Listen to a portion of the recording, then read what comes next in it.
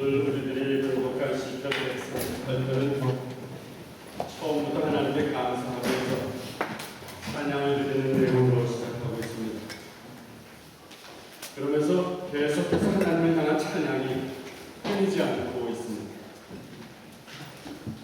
그런데 사실은 찬양을 드리고 있는 당시 다윗의 상황은 그렇게 기쁜 상황이 아니었습니다. 그렇게 즐거운 상황만은 아니었던 것입니다. 다윗은 하나님만을 위해서 살겠다고 결단하고 결심하였습니다. 그리고 하나님이 기뻐하실 것을 기대하면서 헌신하였습니다. 그런데 바로 그 다음 순간에 엄청난 고통이 찾아오게 된 것입니다.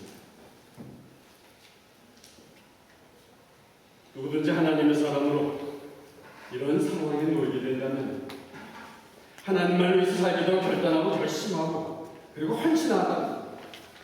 그러나 그런 순간에 엄청난 고통이 찾아온다면 그 속에서 느껴지는 딜레마라는 것은 말로 다 표현할 수 없는 것입니다. 은혜를 받고 하나님을 위해서 열심히 살아보려고 결심을 했습니다. 근데 왜 하필이면 이때 나에게 고통이 찾아오는 것입니까? 다윗의 상황은 우리의 삶 속에서 종종 경험하게 되는 그런 상황인 것입니다. 오늘 시편 138편의 역사적인 배경은 이런 것입니다. 다윗은 당시 이스라엘이 그렇게 소중하게 여기고 이스라엘이 하나님이 임재하십니다라고 늘 생각하고 또 믿었던 하나님의 법궤를 다시 예루살렘으로 모셔오는 일들을 행했습니다.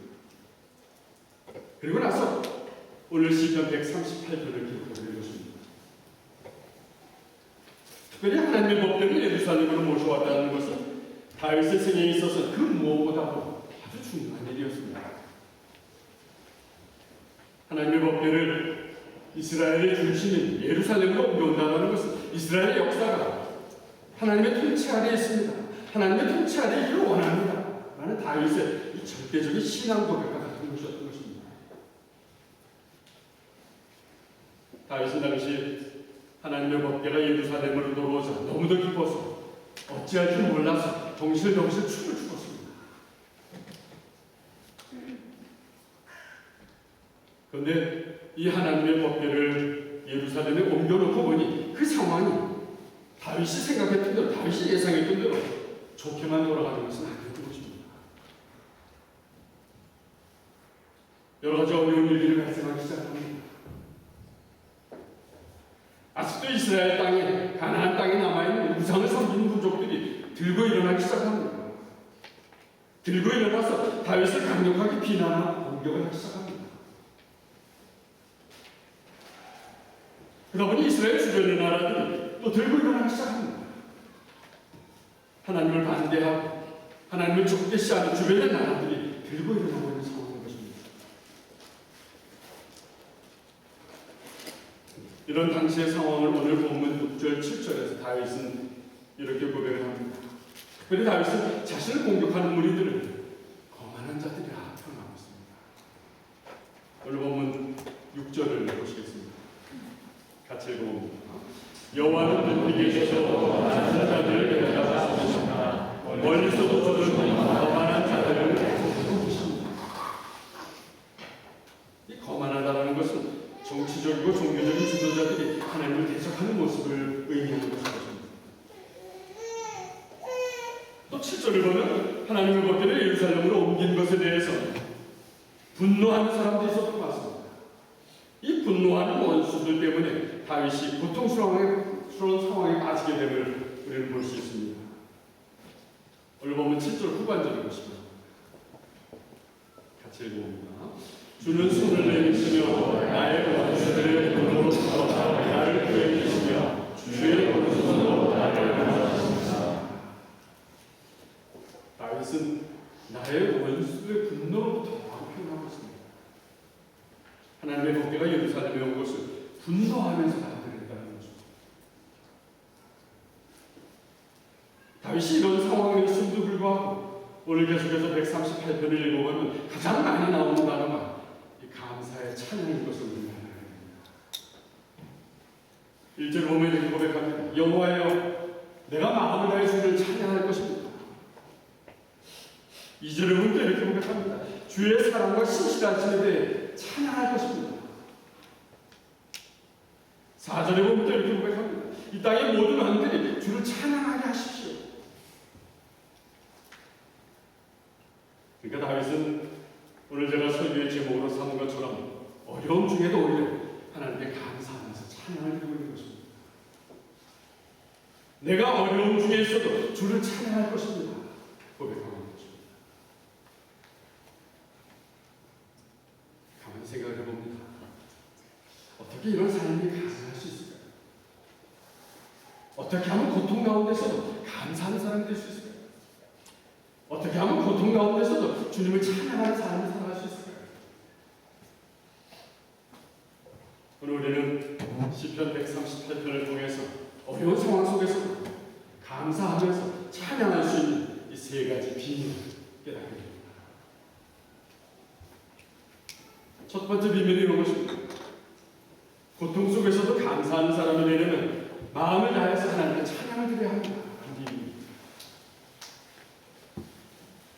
지금 다윗은 분명히 어려움 가운데 빠져 있는 상황이었습니다. 근데 그는 시편을 어떻게 시작합니까? 여호와여, 내가 마음을 다해서 주를 찬양합니다.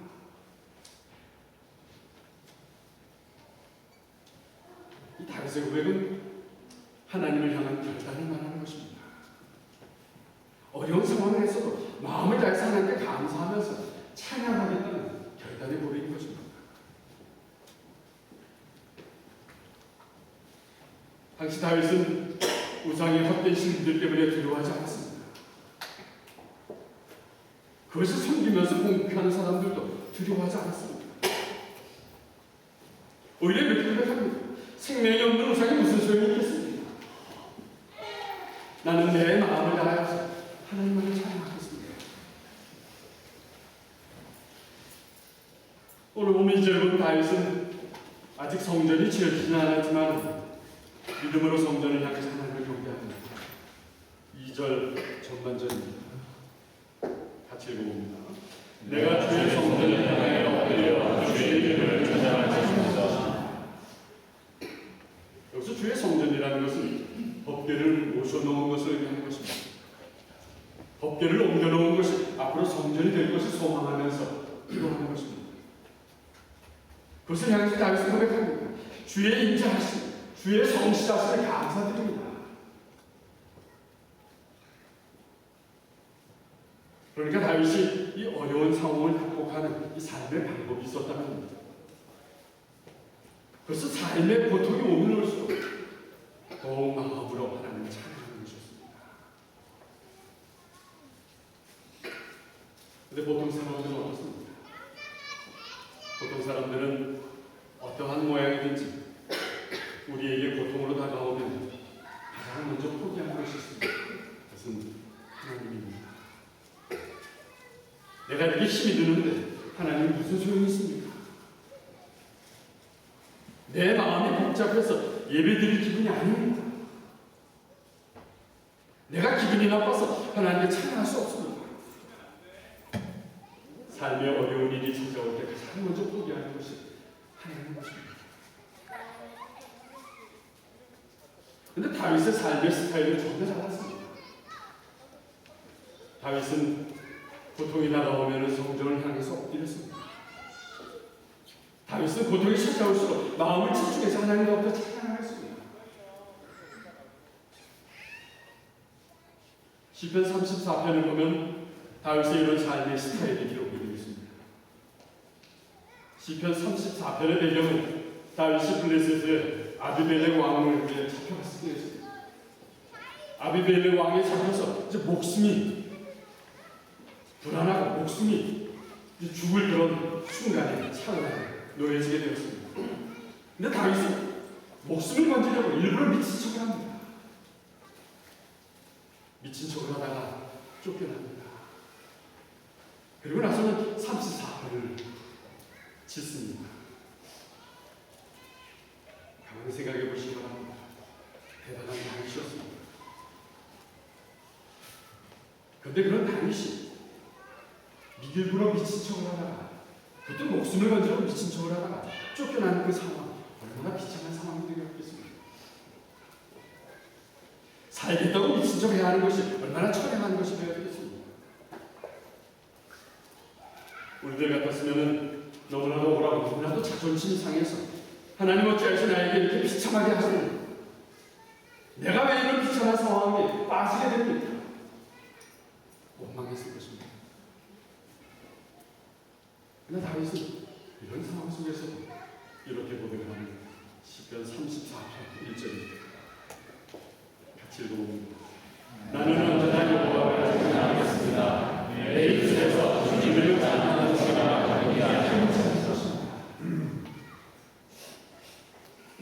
이런 고백을 하는 다윗의 마음은 어떤 것입니까? 다윗은 비참하고 다윗은 자존심 상하는 그런 자리에서도 하나님을 경배하고 하나님을 찬양했다는 것입니다. 나의 인생에 밤같이 어두운 상황이 찾아와도 나는 하나님을 찬양하겠습니다. 나의 인생의 고통에 거친 바람이 불어와도 나는 하나님을 찬양할 것입니다. 하나님을 찬양하는 일을 끊을 수 없습니다. 하나님은 결단의 고백이 좋습니다. 이것이 하나님의 마음에 쏙 드는 다윗의 삶의 스타일입니다. 그랬더니 어떤 일이 벌어졌습니까? 어떤 일이 일어났습니까? 34편 4절 같이 읽습니다. 내가 여호와를 찾아 몸을 지내더니 내게 대답하시고 내가 두려워하는 모든 것에서 나를 건져주셨습니다. 다윗이 마음을 다해서 하나님을 찬양하는 소리를 끊이지 않았다. 하나님께서 다윗을 모든 두려운 상황에서 건져주셨습니다. 오늘 본문에서 다윗은 이런 하나님의 응답에 대해서 고백합니다. 오늘 본문 3절에 있습니다. 같이 읽어봅니다. 내가 불렀을 때 주는 내게 답하셨습니다. 주는 내게 힘을 주셔서 감사하게 하셨습니다. 저는 3절을 묵상하면서 이런 사실을 깨닫게 되었습니다.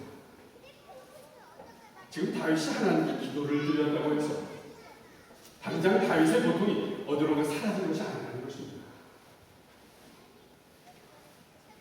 다윗은 그동안 자신을 괴롭히던 고통이 다 없어져서 하나님 지금 내가 기쁩니다. 그러면서 고백한 것이 아니라는 것입니다.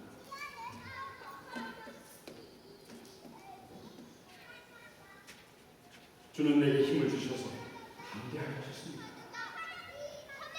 고통 가운데서도 내가 찬양을 드려도 주는 내게 힘을 주셔서 그 가운데서 내가 담대하게 하셨습니다. 그 근거를 7절을 보면 다윗은 또 이렇게 고백합니다. 오늘 보면 7절 전반절입니다. 같이 읽어봅니다. 내가 어려움 중에 있어도 주는 나의 생명을 보호하십니다. 고통이 아직 다윗에게서 물러가지 않았다는 것입니다. 고통이 아직 내 가슴을 뚫고 고통이 아직 나를 힘들게 하는 그런 순간이 있지만 나는 하나님을 경배하고 하나님을 찬양하는 그랬더니 하나님께서는 가슴을 쪼이는 고통에서 다윗이 담대할 수 있도록 힘을 주십니다. 그렇습니다. 우리의 영혼이 튼튼해지고 강해지면 고통이 아무리 나를 쪼이고 고통이 아무리 나를 괴롭힌다 하더라도 우리는 담대하게 이길 수 있는 것입니다. 그래서 하나님께서 때때로 어려운 환경을 그대로 두신 것입니다. 우리에게 찾아오는 어려운 환경을 그대로 두시면서 우리의 영혼이 강해지도록 힘도 주시고 지혜도 주신 것입니다. 우리의 영혼이 강건하다면 담대할 수 있는 것입니다. 이것이 하나님의 방법입니다.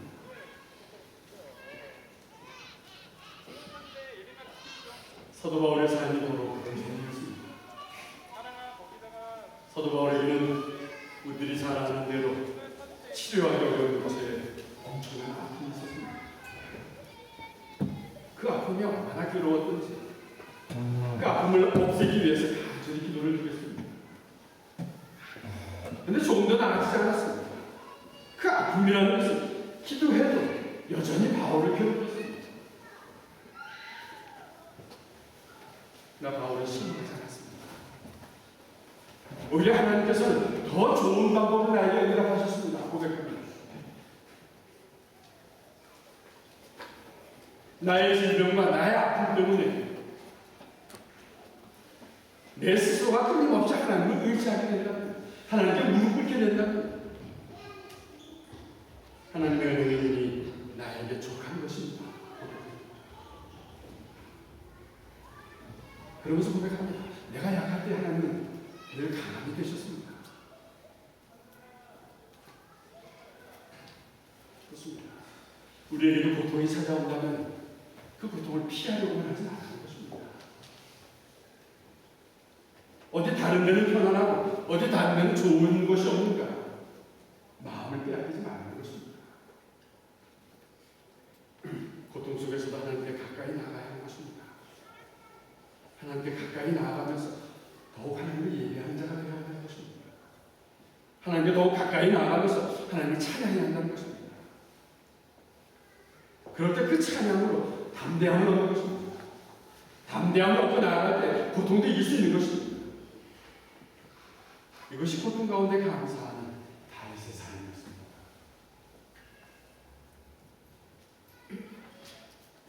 두 번째로 고통 속에서도 감사하는 자가 되려면 하나님의 말씀이 결국 승리합니다. 신뢰합니다. 다윗은 오늘 본문에서 고백합니다. 2절 후반절입니다. 같이 읽습니다. 주는 세상의 모든 것을 위해 주의 이름과 말씀을 하셨습니다. 무엇을 의미하는 것입니까? 당시 다윗의 상황은 끊임없이 괴롭히는 원수들의 공격 때문에, 비판 때문에 마음이 무척이나 흔들리고 괴로운 상황이었습니다. 그들의 말을 들으면 들을수록 마음이 힘들고 괴로웠습니다. 그들의 말이라는 것이 엄청난 위협이었습니다. 그들의 말이라는 것이 나를 괴롭게 하는 것이었습니다. 당장 죽이라고 하려는 그런 상황인 것이었습니다. 그런 상황 속에서 다윗은 하나님의 말씀 앞으로 달려갑니다. 하나님의 말씀을 읽으면서 마음의 확신을 갖게 된 것입니다. 하나님께서 말씀하신 것은 이스라엘의 국권이 세워진 것이었습니다. 하나님 말씀하신 것은 다윗의 후손 메시아가 이 땅에 오신 것이었습니다. 생각해 보시면 다윗의 후손으로 메시아가 오신다고 했는데 하나님께서 다윗을 이렇게 고통 가운데서 끝내시고 가실 것입니다. 그렇지 않습니다. 하나님의 말씀은 반드시 이루어지는 것입니다. 다윗의 삶이 지금까지 그래왔듯이 하나님의 말씀대로 이루어질 것입니다. 그래서 지금 다윗은 말씀을 마음에 묵상하면서 하나님을 찬양하고 있습니다.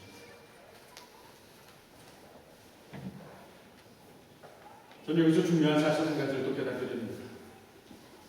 하나님의 말씀을 마음에 새기는 사람은 찬양하게 됩니다 하는 사실입니다. 하나님의 말씀이 여러분들 마음 가운데 새겨지고 여러분들은 자연적으로 자동적으로 찬양하게 되는 것입니다. 사실 찬양할 때는 우리는 멜로디가 좋아야지 또 찬양을 하게 됩니다. 멜로디가 좋아야지만 우리도 멋지게 찬양할 수 있습니다 라고 이야기합니다.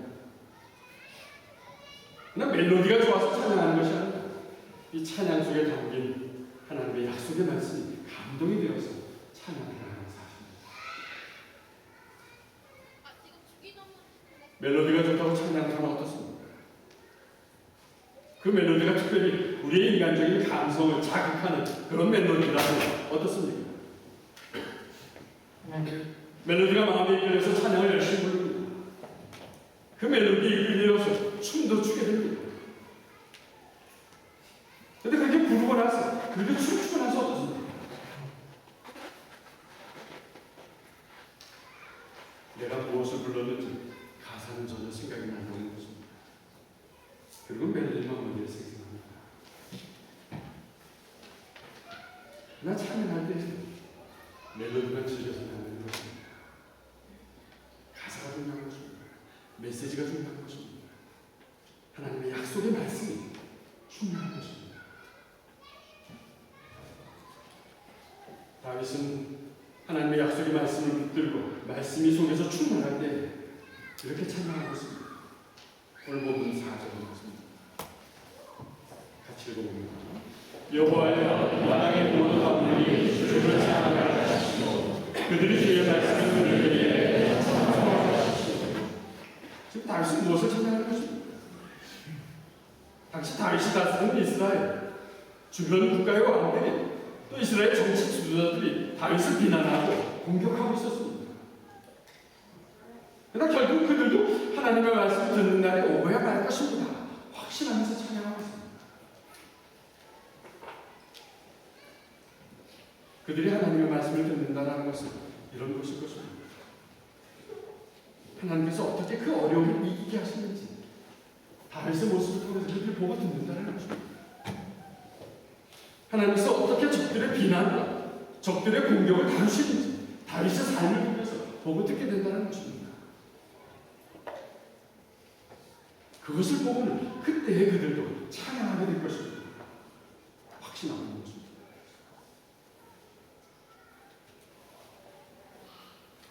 하나님의 사람으로 살아가는 여러분들의 모습은 어떻습니까? 여러분들은 지금도 자꾸 넘어지고 쓰러지고 실수도 하고 있을 것입니다.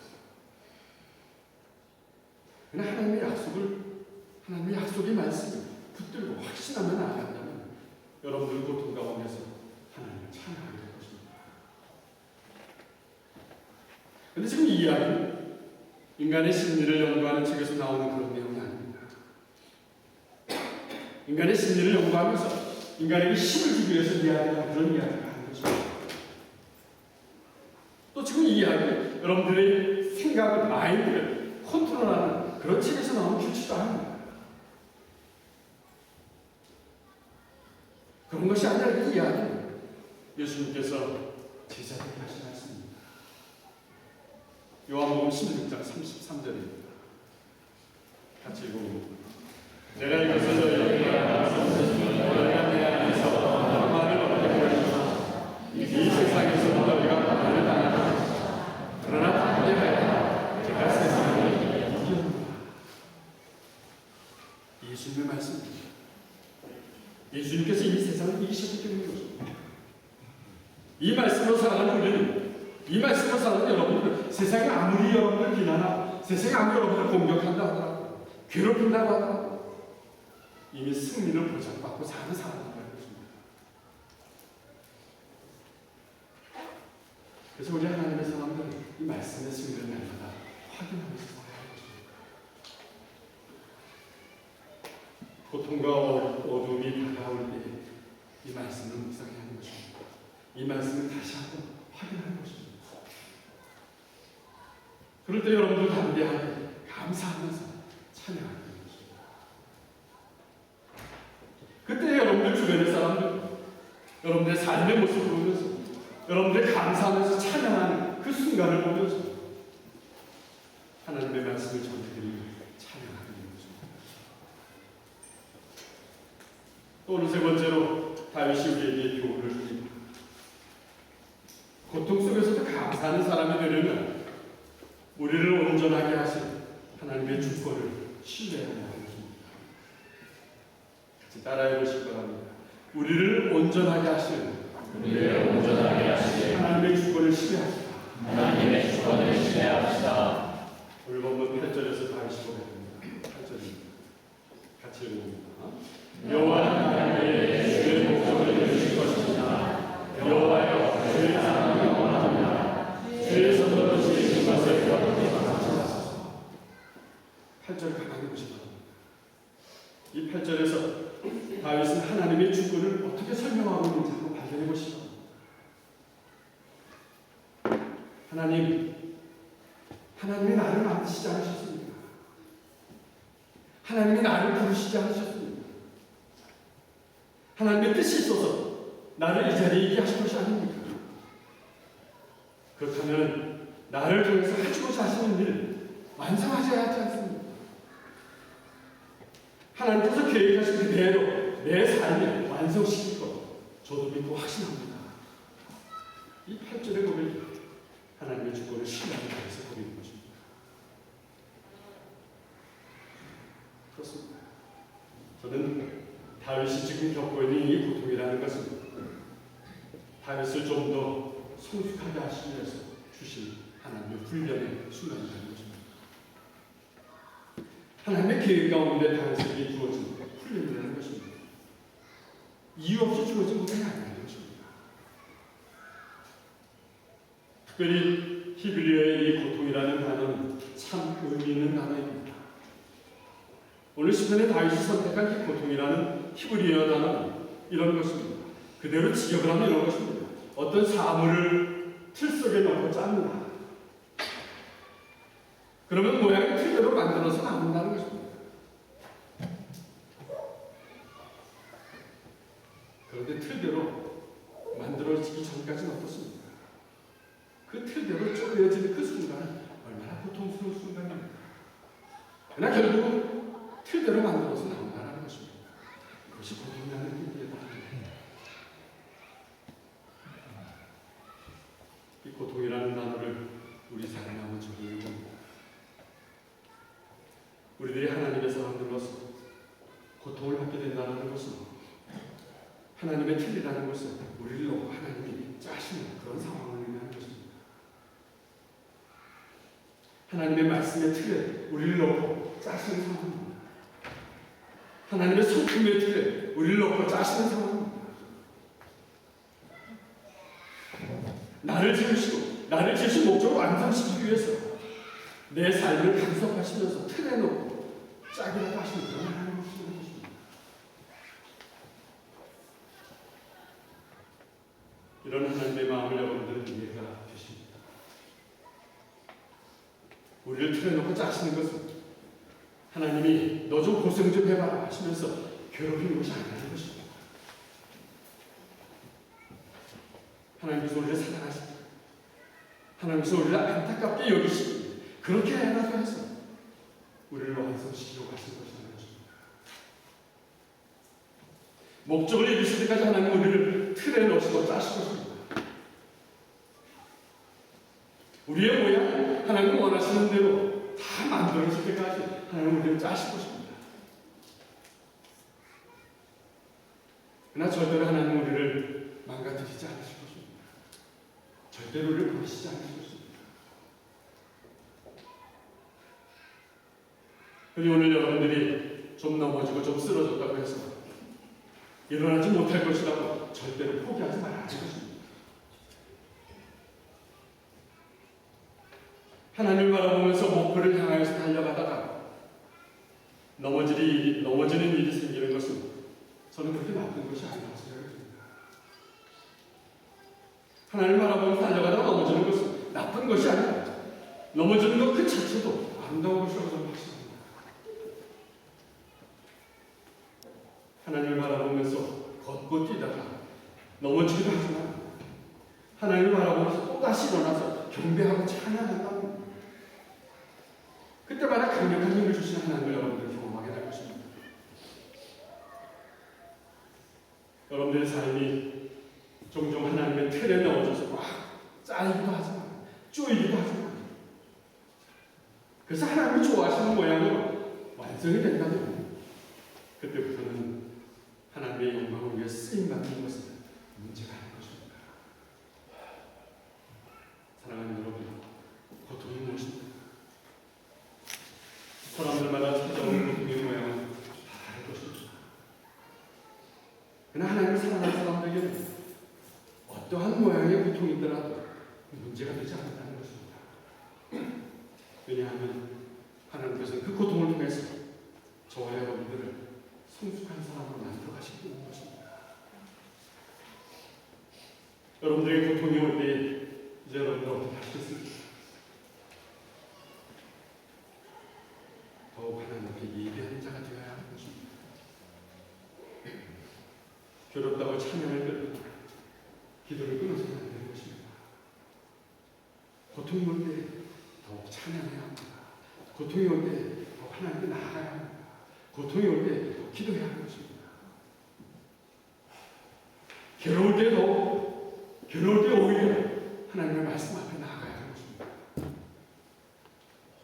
말씀을 통해서 내게 약속하신 것들을 다시 확인하는 것입니다.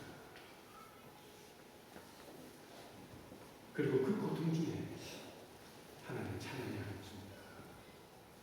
하나님께서는 이런 삶이 담대해지도록 도우실 것입니다. 하나님께서는 이런 삶을 분명히 승리를 이끌어주실 것입니다. 이런 저와 여러분들의 삶을 간절히 축원합니다.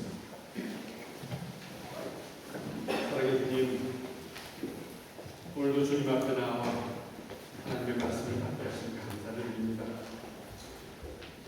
오늘 다윗의 말씀을 묵상하면서 우리의 삶에 비록 고통이 있을지라도 주님께서 우리에게 주신 승리의 약속을 다시 한번 확인하게 됩니다. 비록 우리에게 넘어짐이 있는 모습으로 주님 앞에 나왔다 할지라도 내 손을 잡아 일으켜 세우시니 다시 걷게 하신 주님을 바라봅니다. 주님, 우리도 그 주님을 경배하며 찬양합니다. 찬양 주님 임하시는 성령의 손길로 우리의 영혼에 새로운 힘을 얻도록 주시옵소서. 특별히 저희를 하나님의 약속의 말씀 붙들고 나아갈 때 날마다 승리하며 하나님을 선포하는 삶으로 도와주시옵소서. 예수님의 이름으로 기도드렸습니다.